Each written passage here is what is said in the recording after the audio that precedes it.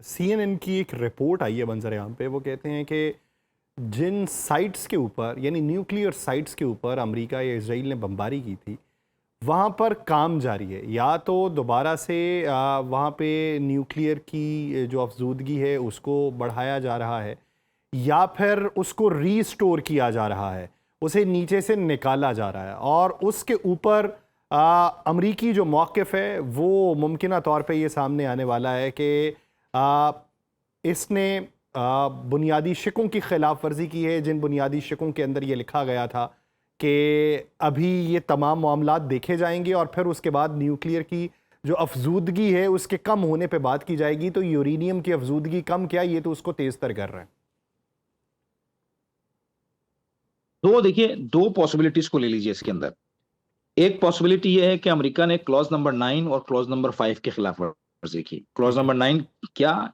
Iran के जो मुअय्यन करदा रस्ते हैं उनसे नहीं गुजारा गया वेसल्स को। क्लॉज नंबर 5 क्या? फिर दोबारा ईरान की बहुत सारी एंटिटीज के ऊपर, शख्सियात के ऊपर पाबंदी लगा दी गई। हम्म। जो बात तय थी कि 60 रोजा जो मुज़ाकरात होंगे इसमें ईरान पर मजीद पाबंदियां नहीं लगाई जाएंगी, बल्कि उनका जो मुंजमद असासा है उसे छोड़ा जाएगा। वो तो छोड़ा नहीं गया मुंजमद असासा। ना कतर से पैसे आए, ना दुबई से पैसे आए, ना साउथ कोरिया से पैसा जो उनका फंसा हुआ था वो आया, ना अमेरिका के पास जो उनका मुंजमद असासा है वो आया। कुछ भी नहीं आया।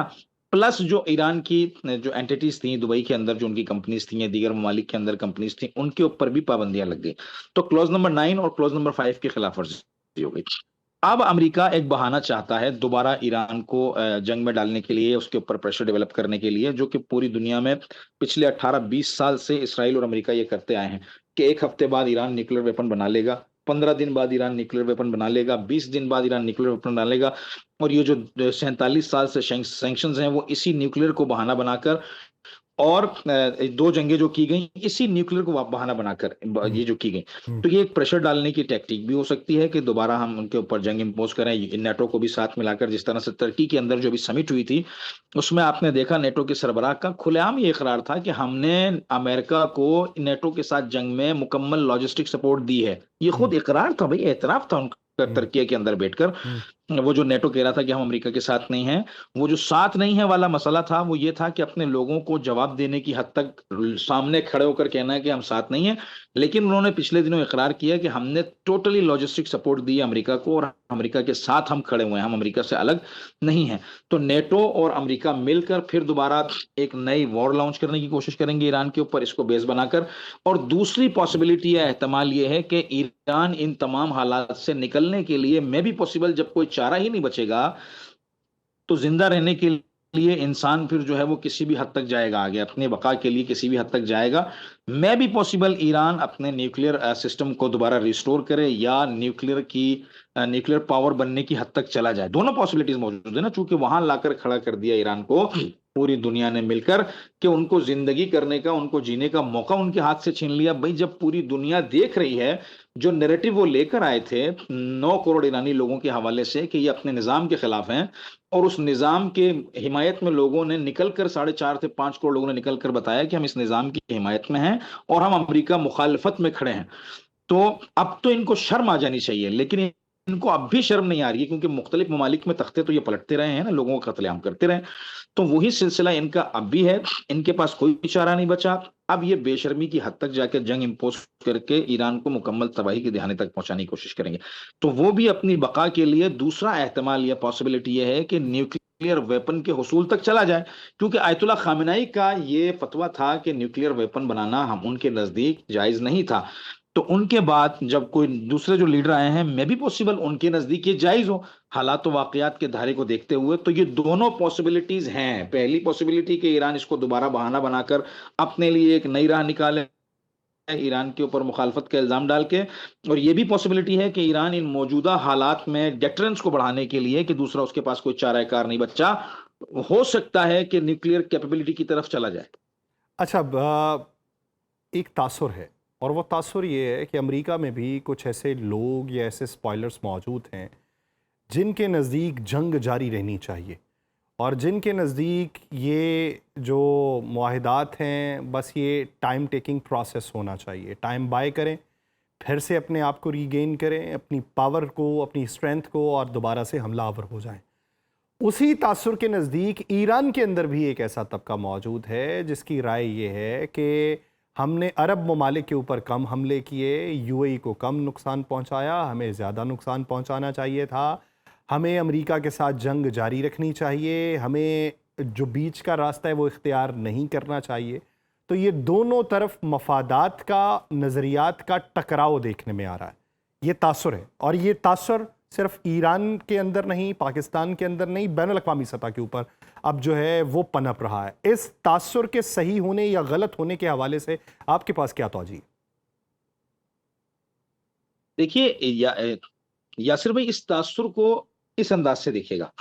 क्या ईरान ने जंग शुरू की थी? क्या ईरान ने अमेरिका के ऊपर हमला किया था? क्या ईरान ने अमेरिका के लोगों को मारना शुरू किया था? क्या ईरान ने अमेरिका में स्कूल की 168 बच्चियों को उड़ाया था? अगर ईरान ने ये काम किया हो तो किसी भी उस शख्स का ये क्लेम दुरुस्त है जो ये कह रहा है कि मफादात की जंग है, या मफादात की वजह से दो तरफा ताकतें इस जंग को तूल दे रही हैं। नंबर वन, अगर ये क्लेम दुरुस्त नहीं है कि ईरान ने अपनी तारीख में बराह रास्त किसी से भी जंग स्टार्ट नहीं की है और किसी के ऊपर भी हमलावर नहीं हुआ है, बकौल अमेरिकन रिस्पॉन्सिबल्स के, कि जिन्होंने कहा कि ईरान की तरफ से हमें किसी किस्म की कोई थ्रेट नहीं थी, ना हमें उनकी तरफ से कोई न्यूक्लियर थ्रेट थी, ना हमें किसी और किस्म की थ्रेट थी। ये बयानात आप मीडिया पर सुन चुके हैं, मेरे रेफरेंस की जरूरत नहीं है। खुद उन्होंने ये कहा, अमेरिकन ऑफिशियल्स ने, कि हमें किसी किस्म की कोई थ्रेट नहीं थी। मिलिट्री ऑफिशियल्स ने, जो उनके इंटेलिजेंस से ताल्लुक रखते हैं। ट्रंप ने यह हमला क्यों किया, हमें आज तक ये समझ में नहीं आया। तो अगर इन तमाम बयानियों को आप एक दूसरे के बराबर में रखेंगे तो पजल सॉल्व हो जाएगा कि कौन जंग को बढ़ाना चाह रहा है। और एक हिस्सा और ले लीजिए, इस जंग से अमेरिका को फायदा हो रहा है या ईरान को, ये ले लीजिए। अच्छा, अमेरिका से मेरी मुराद बराह रास्त ट्रंप है। ईरान तो 47 साल सैंक्शंस में था, नुकसानात का जो है शिकार हो रहा था, मजीद नुकसानात उठा रहा है मुआसरे की वजह से। अच्छा, अमेरिका में ट्रंप के असासे, अब ये भी आप रिपोर्ट पढ़ लीजिएगा और किनारे पे रख दीजिएगा, इस जंग के दौरान अरबों डॉलर्स में ट्रंप और उसकी फैमिली और उसके जो सर्किल है उसके असासे बढ़े हैं। और ये बात तो अमेरिका के ऊपर मंजर आम पे थी, कई इक्तसाददान इसके ऊपर गुफ्तगू करते रहे कि ट्रंप ने ये जो ऑयल क्राइसिस था इसको मैनेज किया अपने मफाद के लिए। एक रात धमकी दे के प्राइस बढ़ा दी, बेच दिए शेयर, दूसरी रात जो है मुसालिहत की बात कर दी, शेयर नीचे आ गए, खरीद लिए।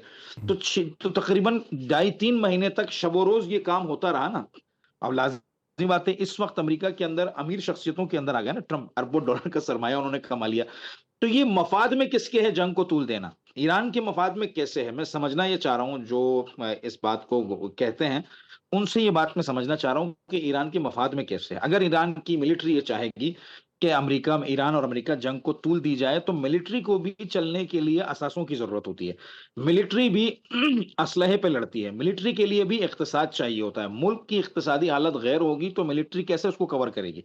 मिलिट्री अपने असासे कैसे बढ़ाएगी? मिलिट्री अपने असलहे को कैसे आगे बढ़ाएगी? मिलिट्री उसकी प्रोडक्शन कैसे करेगी? तो ये किसी भी मुल्क की मिलिट्री को भी उसके इक्तिसाद के साथ जोड़ना पड़ेगा ना। तो ईरान की तो इक्तिसाद कुल्ली तौर पर डैमेज है, ना उनकी गवर्नमेंट चाहेगी ना उनकी मिलिट्री चाहेगी। ठीक।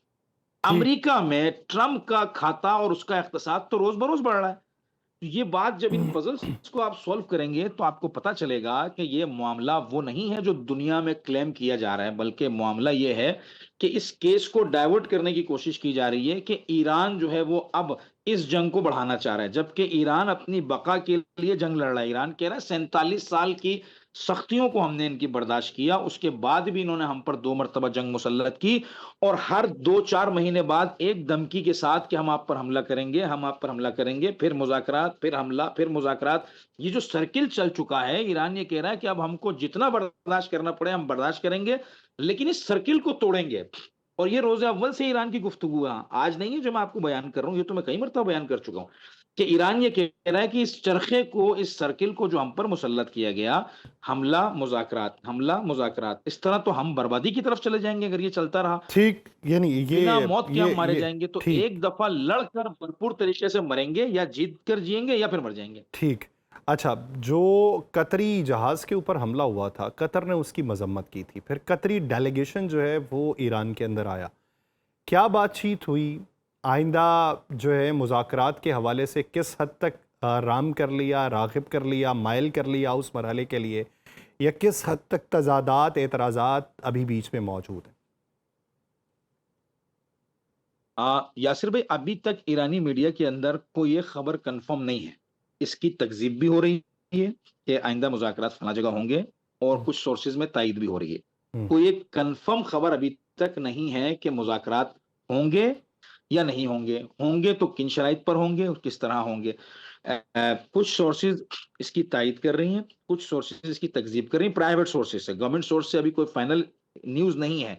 जो प्राइवेट न्यूज़ सोर्सेज हैं, वहां पर इसको इसको रद्द भी किया जा रहा है और इसकी तायद भी हो रही है। तो अभी कोई फाइनल रिजल्ट नहीं है, लेकिन ये तो तय है कि कतर आया है, हम्म, गुफ्तगू हुई है। मे बी पॉसिबल पाकिस्तान से भी नुमाइंदा आए, तेहरान के अंदर इस पर गुफ्तगू हो और इसे आगे बढ़ाया जाए इस मामले को।